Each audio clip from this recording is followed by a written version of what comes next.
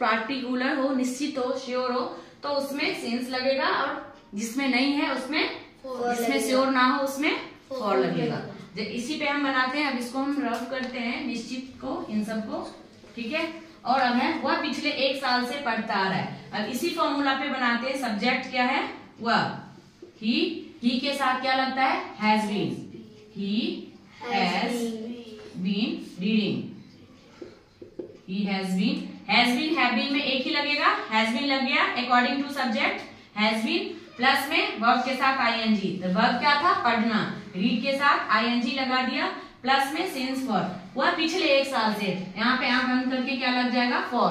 कौन सा 1 साल वो हमें नहीं पता। फॉर क्या हो जाएगा? पढ़ता रहा है। He has been reading for, पिछले का क्या हो जाएगा? लास्ट एंड 1 ईयर, ठीक है। He has been reading for last 1 year. अब दूसरा है मैं 2024 से खेलता आ रहा हूँ। यहाँ पे टाइम क्या है? निश्चित है। यहाँ पे इसने टाइम श्योर किया है। यहाँ पे क्या हो जाएगा? I according to subject, I के साथ क्या लगेगा? Have been.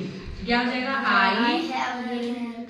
I have been, क्या हो जाएगा? हैव बीन के साथ क्या लगता है उसके बाद में?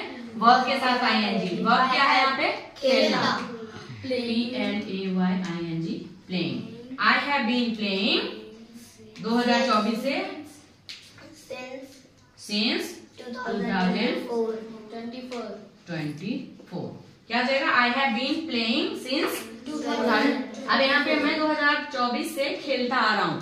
क्या अगर मैं कंटिन्यूअस की बात करूँ, ये थोड़ी मैं लिख सकती हूँ आई एम प्लेइंग, ऐसे लिख देंगे मैं खेलता आ रहा हूँ, या फिर आई एम प्लेइंग 2024। तो इसीलिए मैंने ये सब समझाया। इससे कहाँ समझाया? ये वाला एक तो हैज बीन, हैव बीन कहाँ लगेगा, और सिंस फॉर कहाँ लगेगा, मैंने बताया। श्योर टाइम के लिए, श्योर के लिए सिंस, और जो नॉट श्योर के लिए, नॉट श्योर टाइम के लिए फॉर, ठीक है। ये बहुत इंपॉर्टेंट है। This is present perfect continuous tense. इसका ता आ रहा है, ती आ रही है, ये इसकी पहचान है हिंदी में।